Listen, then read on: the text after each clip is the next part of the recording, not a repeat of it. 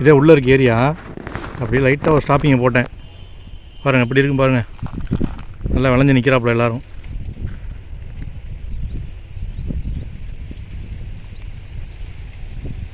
ஆக்சுவலாக இது 2-3 கிராமம் சேர்ந்தது. ஆக்சுவலாக இது உள்ளே ஒரு ரோடு போட்டிருக்காங்க இல்லையா, உள்ளே போனால் 2-3 கிராமத்தை சுற்றி போகணும். ஃபுல்லாகவே வந்து பேர்ட்ஸ்லாம் நிறையா இல்லையா. இப்போ 2-3 பேர் உட்காந்துருந்தாங்க, கேட்டேன். பேர்ட்ஸ்லாம் நிறையா இல்லை அப்படின்னாங்க. செம்மையாக இருக்குது இடம். உள்ளே போனால் இன்னும் நல்லாயிருக்கும். பார்ப்போம், உள்ளே போய் பார்ப்போம்.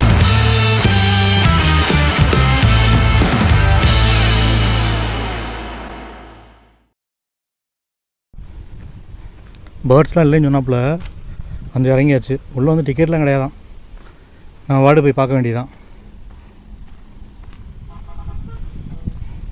அதில் இந்த மாதிரி தான் இருக்குது. ஒரு பெரிய நீளமான கம்மா இருக்கா. இந்த நீளமான கம்மா இருக்கு இல்லையா, இந்த ஓரத்தில் அப்படியே நடந்து போனோம்னா பேர்ட்ஸ்லாம் வந்து நிறையா வந்து உட்காரும் அப்படின்னாங்க. இங்கே இருக்குது பாருங்கள், பாம்பு புத்து இருக்கா, சரியான பெருசு. ஆக்சுவலாக அந்த மரத்தோட பாதியை கவர் பண்ணிடுச்சு தூரில். அந்த புத்துலேருந்து அந்த மரம் வர்ற மாதிரி ஒரு தெரியுது பாருங்களேன். இவ்வளோ பெரிய மரம். இந்த மரத்துக்கு கீழே இருக்காப்புல அந்த புத்து தெரியுதா. புத்து சின்ன சின்ன ஹோல் இருக்கா. இந்த திருவிழா நடக்கும்னு நினைக்கிறேன். ஆமாம், ஒரு மாதிரி டெக்கரேட் பண்ணி வச்சுருக்கா எல்லாம். திருவிழாவுக்கு தான் நடந்திருக்கு போல். நேற்று நடந்திருக்கும் நியாயமாக. அப்படியே உள்ளே போக வேண்டியதான். சும்மா உள்ள நடந்து போவோம், ஏதாவது இருக்கும். நாங்கள்கிட்ட மூங்கில் மரம் அதெல்லாம் இருக்குது. ஒரு போர்டு வச்சுருக்காங்க பாருங்கள். ஆண் பறவையின் கழுத்து மற்றும் தலை காப்பி கலரில் காணப்படும். இது ஏதோ ஒரு வாத்து போல், நீலச்சிறவி. இந்த வாத்தோட பேர் நீலச்சிறவியான்.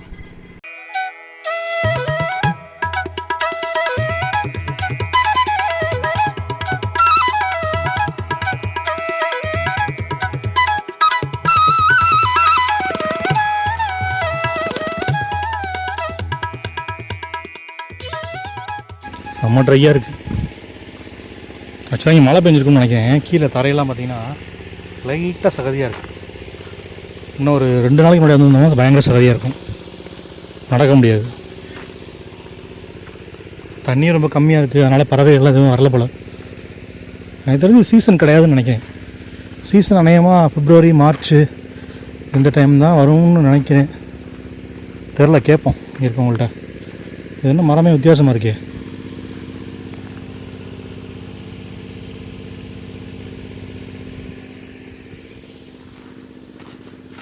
இங்கே ஒரு சின்ன டவர் மாதிரி இருக்குது. அந்த டவர் மேலே போய் பார்ப்போம். பறவைகள் தான் இல்லை, மேலே வந்து ஒரு வியூவாக பார்த்துட்டு போவோம். வந்ததுக்கு ஒரு மாதிரி வீக்காக தான் இருக்குது. இதுவும் நார்மல் கம்பி வச்சு தான் வச்சுருக்காங்க. 4-5 பேர் சேர்ந்து ஏறணும், கொஞ்சம் டேஞ்சர் தான். பரவாயில்லையே, நல்லாயிருக்கு. இங்கே ஒரு வியூ. ஜம்முன்னு உட்காந்துட்டு ஒரு ட்ரைபாடை போட்டு நீட்டாக ஃபோட்டோ எடுக்கலாம். எடுப்பாங்க, ஃபோட்டோலாம் எடுப்பாங்க. இங்கே நிறைய பேர் வந்து ஃபோட்டோ எடுப்பாங்க. இல்லை, காரைக்குடி யூனிவர்சிட்டியில் தான் வருவாங்கன்னு ஃப்ரெண்ட்ஸ் சொன்னான். ஃபோட்டோஸ் எடுப்பாங்க அப்படின்னு. நல்லா தான் இருக்குது. அவ்வளோதான், ஜம்முன்றது.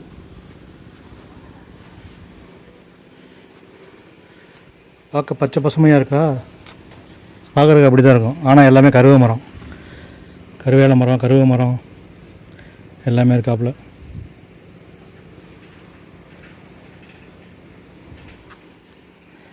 எந்த பறவையும் இல்லை. ஆக்சுவலாக இங்கே வந்து பறவைகளாக வந்து இந்த மரத்தில் இங்கேலாம் உட்காரும். உட்காந்து முட்டை போட்டு குஞ்சு பொரித்து அது வளர்ந்ததுக்கப்புறம் அது பறந்து போயிருமா. ஆக்சுவலாக ஆஸ்திரேலியா, பிலிப்பைன்ஸு இந்த இங்கே இருந்துன்னா பறவைகள் வந்து மைக்ரேட் ஆகி வரும்னு சொல்லுவாங்க. ரொம்ப தூரம் வந்து பறந்து வருது, 6000 கிலோமீட்டர் அந்த மாதிரி ஏரியாவிலேருந்து இங்கே வந்து இருக்கும். ஆக்சுவலாக இங்கே அந்த நியூஸ்லலாம் நீங்கள் பார்த்துருப்பீங்க, தீபாவளிக்கெலாம் வெடிலாம் வெடிக்க மாட்டாங்கன்னு சொல்லுவாங்கள்ல. தமிழ்நாட்டில் நிறையா வில்லேஜ் இருக்குது. அதே மாதிரி இங்கே இருக்க வில்லேஜும் அந்த மாதிரி தானே. தீபாவளி டயத்தில் வெடி அதெல்லாம் வெடிக்க மாட்டாங்க. பாருங்கள் அவங்களுக்கு எவ்வளோ மிச்சம். ஒவ்வொரு தீபாவளிக்கும் 50,000-60,000 சேவ் பண்ணுறாங்க அவங்க. நம்ம தான் தேவையில்லாமல் செலவு பண்ணிகிட்ருக்கோம். இந்த தண்ணியுமே ரொம்ப கம்மியாக தான் இருக்குது. ஆக்சுவலாக இந்த க்ரீன் கலரில் இருக்குது தெரியுமா, இந்த மாதிரி இருந்துச்சுன்னா மீன் வந்து பயங்கரமாக வளரும் தண்ணியில். பெரிய பெரிய மீன்லாம் பிடிக்கிறாங்கல்ல, அது பயங்கரமாக வளரும். க்ரீன் கலரில் இருந்துச்சுன்னா அந்த தண்ணி வந்து உயிர் சூழலோடு இருக்குன்னு அர்த்தம். மீனுக்கான ஃபுட் ரொம்ப நிறைய கிடைக்கும், ஆக்சிஜனும் நிறையா கிடைக்கும். அதில் வந்து எக்கச்சக்கமாக இருக்கும்னு நினைக்கிறேன். மீன் இடம் இருந்துச்சுன்னா போய் இறங்கி பார்க்கலாம். அந்த சைடு இருக்குன்னு நினைக்கிறேங்க. அதான் நம்ம வந்த இடம். அந்த சைடு தான் நான் வந்தேன். இது இந்த வியூ டவர். இந்த வியூ டவரில் தான் இப்போ மேலே ஏறி பார்த்தோம். இந்த சைடு வந்து ஒரு ஐயனார் கோயில் இருக்குது உள்ள. ஆக்சுவலாக அதுக்கு பாதை அந்த சைடு இருக்குது, இது வந்து பேக் சைடு. இப்படியே வந்தோம் இல்லையா, அங்கே தான் வந்து உள்ளே இறங்குற மாதிரியான ஒரு வழி இருக்குது. நம்ம போகும்போது பார்க்கலாம். அப்படின்னு சைடு ஃபுல்லாக மரம் தான். சும்மா அந்த மரத்து மேலே தான் உட்காந்துருக்கும் பறவைலாம். ஒரு நேரம் ஒரு நாரை உட்காந்துச்சு, கீழே வந்து எடுக்கலாம் பார்த்தேன், ஃபோட்டோ எடுக்கலாம் பார்த்தேன். ஓடிட்டாப்பில், உஷாராயிட்டாப்பில். ஏதோ நத்தை கொத்தி நாரை அப்படின்னு போட்டிருக்கு. வெள்ளை மற்றும் பழுப்பு நிறம் கொண்ட நாரை, அழகு சரியாக மூடாமல் சில இடைவெளி விட்டு காணப்படுமா. அப்படி அதில் வந்து கேட்ச் பண்ணிடுவாப்புல அப்படின்னு நினைக்கிறேன். மீன்லாம் பார்க்குறதுக்கே டெரராக இருக்குல்ல. ஆனால் கொஞ்சம் தள்ளி இருந்து பார்க்கும்போது பறவைலாம் அழகாக தான் இருக்கும். கொஞ்சம் பக்கத்தில் போய் பார்த்தோம் ஒரு மாதிரி நமக்கே பயமாக இருக்கும். அவ்வளோ பெருசாக இருக்கும், ரெக்கையெல்லாம் பெருசாக இருக்கும். ஆக்சுவலாக பள்ளிக்கரணை நான் பார்த்துருக்கேன்.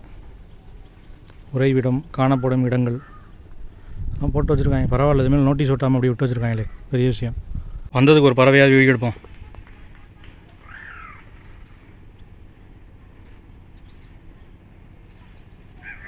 இறங்குறதுக்கு ஏதாவது வழி இருக்கான்னு பார்ப்போம். உள்ளே இறங்கினா பறந்துடும் இந்த பேர்ட்ஸ்லாம். பறக்குதா? ஓகே. இது பறவைகள் சரணாலயம்ன்றதுக்கு ஒரு பறவை வந்துருச்சு, பார்த்தாச்சு, அவ்வளோதான். கூகுளில் பார்க்கும்போது மரம் இருக்கு இல்லையா, ஒரு மாதிரி மொட்டை மரமாக இருக்குல்ல, அது ஃபுல்லாக பறவைகள் உட்காந்துருக்க மாதிரி ஃபோட்டோ போட்டிருந்தாங்க. பார்க்கவே செம்மையாக இருந்துச்சு. அது மாதிரி ஃபோட்டோலாம் பார்த்து நானே வந்தேன். ஆனால் சீசன் பார்த்து வரணும். எனக்கு தெரிஞ்ச சீசன் எதுவும் தெரியல, கேட்போம். ஆனால் இந்த பக்கம் காக்கா நிறையா இருக்கும். காக்கா கூட காணோம் இங்கே. சரி, அட்மாஸ்பியருக்காவது வந்து உட்காரலாம்ல. வருவாங்க டூரிஸ்ட்லாம் வருவாங்களே, பார்ப்பாங்களே. ஒரு அட்மாஸ்பியருக்கு ஒரு 10-15 காக்காயாவது உட்காந்தா சரி, பறவைகளை பார்த்தோன்னு ஒரு ஹாப்பியாக திரும்பி போவோம். எந்த பறவையுமே இல்லை. எனக்கு என்னென்னா அவங்க பாட்டு பறந்து போயிட்டாங்க. நம்ம இங்கே வந்து வெயிட் பண்ணிகிட்ருக்கோம். கொக்கு நிற்கிறாப்புல, மீனுக்காண்டி வெயிட்டிங்.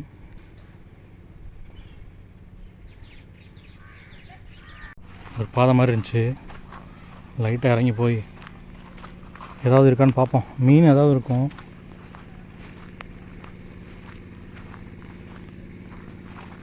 சூப்பா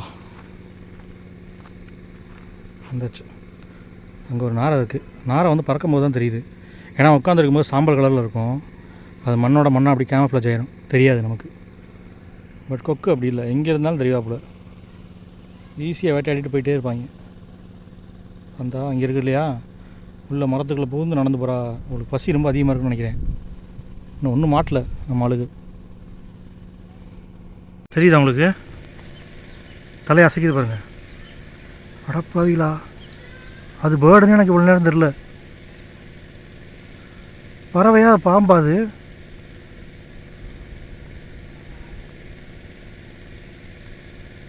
பாம்பா?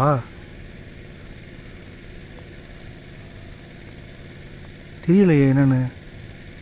ஆனால் அழகாக பார்த்தா வந்து பறவை மாதிரி தான் தெரியுது.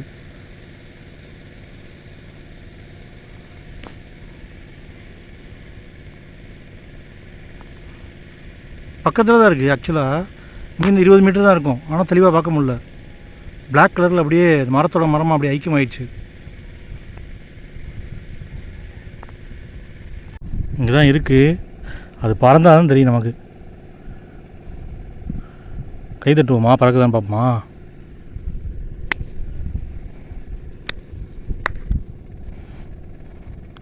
பறக்க மாட்டேது. ஆக்சுவலாக ஊசியாக இருக்குங்க. இப்போ நவருதா, தெரியுதா? ஆக்சுவலாக உங்களால் பார்க்க முடியுதுன்னு நினைக்கிறேன். இங்கே நவருது பாருங்கள். அவ்வளோதான், அவ்வளோதான், பறவை தான் அது. வித்தியாசமாக இருக்குது. கழுத்து மட்டும் சமநீளமாக இருக்குது. அது நீர்க்காக்காவும் கிடையாது. நல்லா தெரியுது எனக்கு பார்க்குறதுக்கு. நீர்க்காக்கா கிடையாது. ஆனால் பெரிய நாரை மாதிரியே இருக்குது.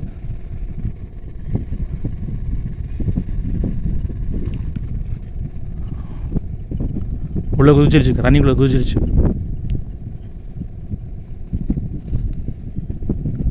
எனக்கு தெரிஞ்சு அது இப்போதைக்கு வெளியில் வரும் மீனோட. பார்ப்போம்.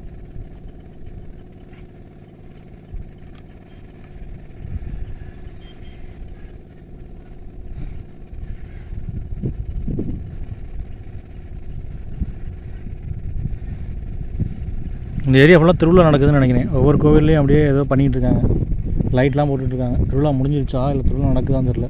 வரும்போது ஒரு கோயிலில் பார்த்தா அந்த மாதிரி தான் இருந்துச்சு. டபக் டபக்குன்னு சவுண்டு வருது. பெரிய பெரிய மீனாக இருக்குது போல இங்கே. ஆனால் வெளியில் இந்த விரா மீன்லாம் இருந்துச்சுன்னு வச்சுக்கோங்களேன், தண்ணி வற்றும்போது அவளுக்கு வந்து ஹீட்டு தாங்க முடியாது. அதனால் மேலே மேலே வந்து டபக்கு டபக்குன்னு குதிப்பா. இந்த தண்ணியும் வந்து தரையில் தான் இருக்குது இப்போதைக்குன்னு. ஏன்னா இந்த செவர்லாம் கட்டியிருக்கிறத பார்த்தா பெரிய பெரிய ஏரியா தான் இருக்கும் போல். அது ஹைட்டாக இப்போ தண்ணி ரொம்ப வத்திருச்சு. அப்படியே ஓரமாக நடந்து போவோம், ஏதாவது இருக்கான்னு பார்ப்போம். அப்படி தான் நடந்து போயிட்டுருக்கேன். கரைக்கு வந்தாச்சு. ஆக்சுவலாக முன்னாடி நம்ம நின்று பார்த்தீங்களா, அந்த மேலே தான் நான் நின்று வீடியோ எடுத்துக்கிட்டு இருந்தேன். இப்போ அப்படியே ஒரு இடம் இருந்துச்சு. வழுக்குது. ஐயோ, நான் ஒரு தப்பு பண்ணிட்டேன். ஆக்சுவலாக அந்த புல் மேலே தான் நடக்கணும். சகதியில் நடந்தோம்னா பெரிய டேஞ்சரு. அதுக்கு தான் நடந்திருக்காங்க ஆல்ரெடி. பாதை தெரியுது பாருங்கள். நான் இன்னொருத்தவங்களோட பாதையில் நடக்கிற ஆள் கிடையாது. இருந்தாலும் இந்த மாதிரி இடத்துக்குலாம் வந்து இந்த மாதிரிலாம் உள்ளே இறங்கி நடக்கக்கூடாது. அப்படியே மெதுவாக போவோம். அதுங்க நம்ம கால் வைக்கிற சவுண்டு வச்சா ஓடிடுது. நான் வேறு பேசிக்கிட்டே இருக்கேனா கண்டிப்பாக போயிடும், நிற்காது. அடப்பாதிகளா, அங்கேருந்து இங்கே வந்தால் மறுபடியும் இங்கேருந்து அங்கே பறந்து போகுது. பரவாயில்ல. வந்தாச்சு. சுபா, நான் வெளியில் வந்து வீடியோ எடுக்கிறது பார்க்குறதுக்கு ஜாலியாக இருக்குது. வீடியோவில் எடுக்கும்போது தான் தெரியுது, இந்த வெயிலில் உட்காந்து மண்டலாம் பயங்கரமாக வலிக்குது. இந்த கண்ணாடி ஒன்று வாங்கிட்டு வந்தேன். அதை போட்டோம்னா வந்து ஒரு மாதிரி கிரே கலரில் தெரியுது. அதனால் கண்ணாடியும் போட முடியல. ஸ்க்ரீன் டிஸ்பிளே சரியாக தெரிய மாட்டுது. இந்த உடஞ்ச கிடக்கில் இந்த மரம், கருவேல மரம், இதுக்குள்ளே மீன் எக்கச்சக்கமாக இருக்கும். ஆனால் அது பிடிக்க முடியாது, முள் வேறு இருக்குது. தூண்டி போட்டாலும் விழுகாது. இந்த பறவைக்கெலாம் பயங்கரமான தீனி தான்.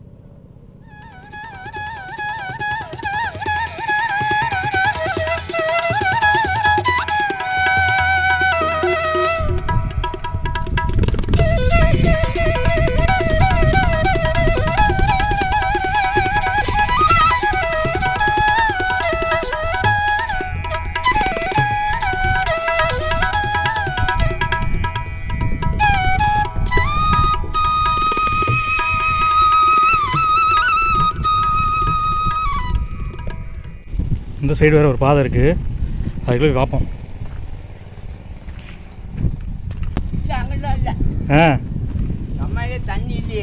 ஆமாம் ஆமாம்,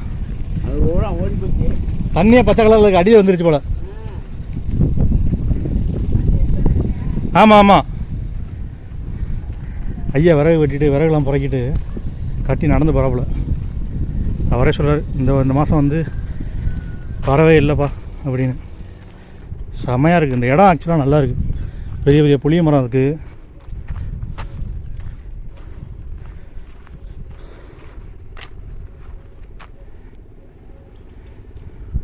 இந்த மரம் இருக்குது பாருங்கள், அட்டகாசமாக இருக்குது பார்க்குறதுக்கு. அந்த வழி இருக்குல்ல உள்ள, அதுக்குள்ளே அப்படி நடந்து போவோம். இங்கே பாதை இருக்குது. இப்படி சறுக்கி விழுகாமல் இருந்தால் ஓகே தான். முருகா,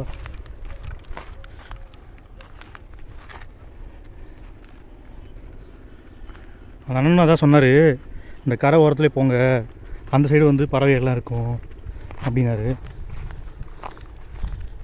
ஏய், இந்த புதர்லேருந்து பறந்து போகுதுங்க. இந்த மரம் தான் நம்மளோட டார்கெட்டு. இதை பார்த்தாலே தெரியுது இங்கே நிறையா பேர்ட்ஸ் வரும் அப்படின்ட்டு. ஆனால் கீழே பாருங்கள், நிறையா தூர்லாம் விழுந்து கிடக்கு. மேலே அதோட பிரான்ச்சஸ்லாம் வந்து ரொம்ப வைடாக போயிருக்கு. அப்போ கண்டிப்பாக நிறையா பறவை வந்து கூடு கட்டியிருக்கோம். ஈவினிங் ஆகிறதுக்கு இன்னும் 3 மணி நேரம் இருக்குது. அது வரைக்கும் என்ன பண்ணுறதுன்னு தெரியலையே. அப்படியே உள்ளே நடந்து போகலான்னு பார்க்குறேன். கிளி தாங்க இங்கே நிறையா இருக்குது. கிளி பார்க்குறதுக்கு யாராவது இங்கே வருவாங்களா? ஏதாவது வித்தியாசமான ஒரு பறவை இருந்துச்சுன்னா பார்க்குறதுக்கு கொஞ்சம் சந்தோஷமாக இருக்கும். ஒரு ஃபோட்டோ ஏதாவது முடிஞ்சால் எடுக்கலாம். கிளி தான் கீக்கின்னு கத்திக்கிட்டே தெரியுது. அது இப்போ கூட ஒன்று பறந்து போய் அந்த மரத்தில் உட்காரது பாருங்கள்.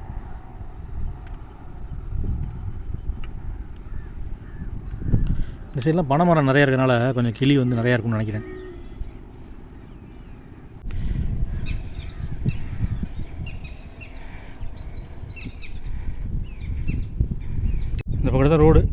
பக்கத்தில் கிராமத்துக்கு போகிறதுக்கு ரோடு போல்.